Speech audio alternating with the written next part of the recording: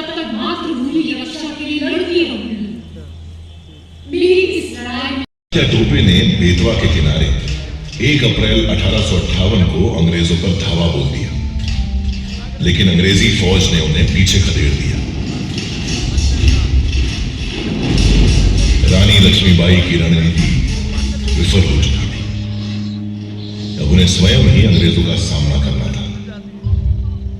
रानी लक्ष्मीबाई और उनकी सेना युद्ध के लिए तैयार थी, लेकिन विश्वासघात के लिए नहीं।